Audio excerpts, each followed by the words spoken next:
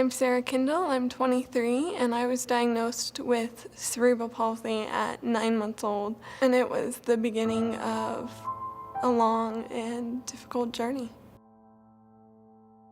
I come from a pretty big family, and I knew that I wasn't like my other siblings, that the life they had looked a lot different than mine did. I have had to live with a lot of chronic and physical pain, which started pretty early on, and it's something, I have to deal with every day.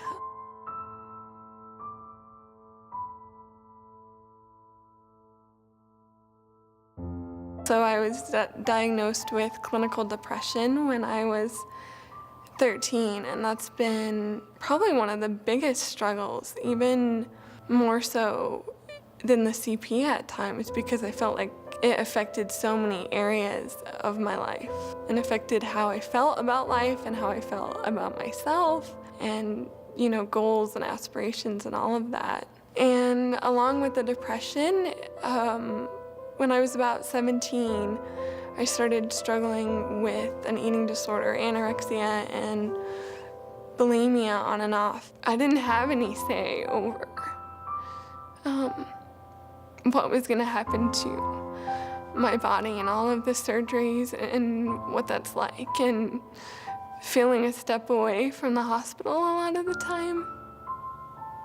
So it was, well, at least I can control my weight. At least it's something that I feel good about, and feeling that, the obvious things that the CP caused, like the scars and the limp and just different things, at least I was thin.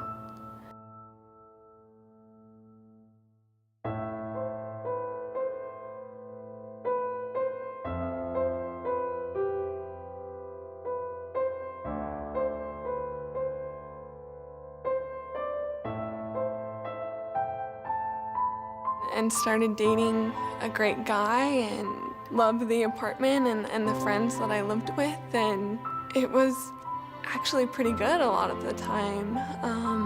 But then it hit about May of that year, and I just started to go on a downward spiral. The eating disorder started to really control my life, and as the eating disorder got worse, the depression got worse as well, and I got to a point where I just didn't want to do it anymore. I couldn't do it anymore because it was like I have all of these great people and things about my life and so many things that are great and wonderful. But in the middle of that, I made the decision that I didn't want to do it anymore, that it could just still hurt so bad emotionally and mentally and every way. And so May 5th, I took a bottle of pain medications and other medication that I had and made the decision that I was done, that I was finished.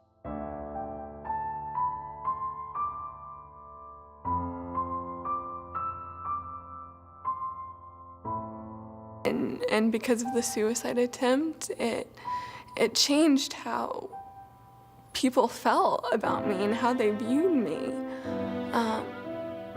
because it was always, Sarah is so strong. Sarah can get through anything. She is tough. And I couldn't be that anymore. I'm tired. And so there was still just this pretty pervasive sorrow. And so I put on a facade and went back to school and moved back to my apartment and tried to go back to the life that I was living. And then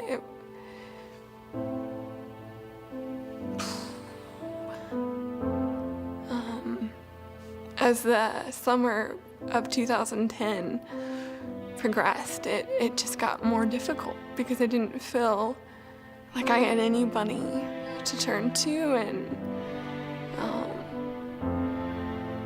The guy that I loved was gone, and friends didn't know how to respond to me, and I just felt completely alone.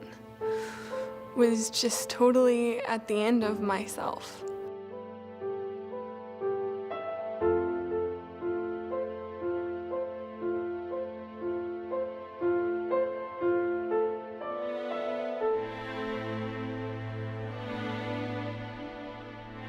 The picture that was painted for my family is that I most likely wouldn't survive. I started having seizures that they couldn't stop.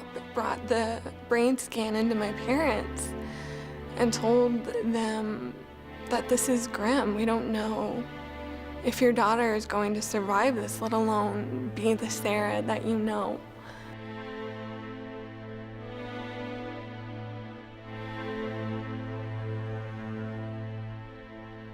I was so angry that I had survived, and I just didn't want to be anymore. You know, I had to come back from this again, and there was just a lot of frustration. Sarah's story is not unlike many of the stories we hear each day at Larimer Center for Mental Health. Stories of those who are struggling to overcome the challenges of mental illness or addiction. And her story probably isn't unlike the story of a friend, coworker, neighbor, or loved one you know. Because Sarah represents the 1 out of every 4 people who live with a diagnosable mental disorder. It might be you. It might be someone you love. It definitely is someone who has made an impact on your life. More than 66,000 Coloradans live with an untreated mental illness. The average lifespan of someone with a mental illness is decreased by 25 years. And tragically, someone in Larimer County commits suicide every 5 days. Mental illness pervasiveness may present a daunting challenge, but it's a challenge Larimer Center for Mental Health successfully battles every day. As a nonprofit healthcare provider, we support consumers of all ages through unsurpassed behavioral health prevention, intervention, and treatment services. Every year, over 6,000 people across Larimer County come to us for mental health or addiction treatment. Their stories are as unique as they are. They are children, teens, adults, and seniors.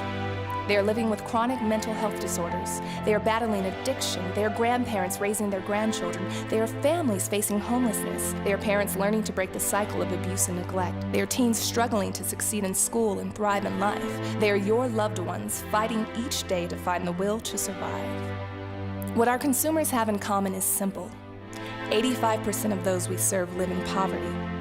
We proudly serve these individuals and families with behavioral health treatment that not only leads to recovery, but that can literally mean the difference between life and death. Through more than 50 services, Larimer Center for Mental Health achieves measurable results and makes the most of our community's investment in us.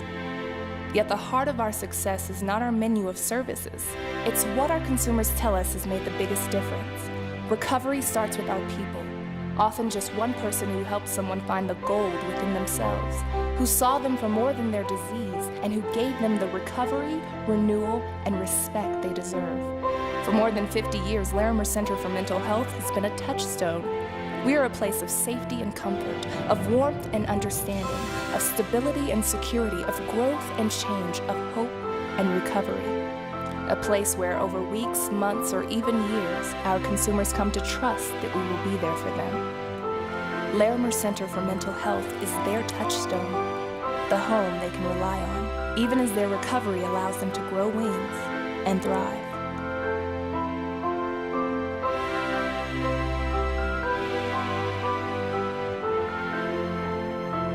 Larimer Center has also been an anchor when I didn't really feel like I had anywhere else to go. Through working with Dr. Blatt and having a support system, you know, I've been able to move forward. It's made a huge difference and has impacted my life in more ways than I could have imagined when I walked in the doors of Larimer Center for Mental Health.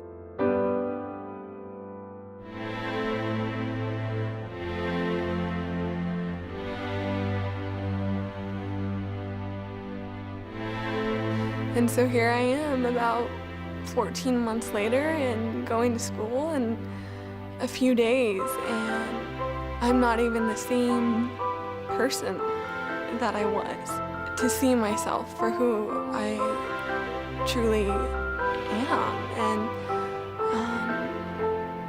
who, in my belief, and because of faith, I believe God created me to be.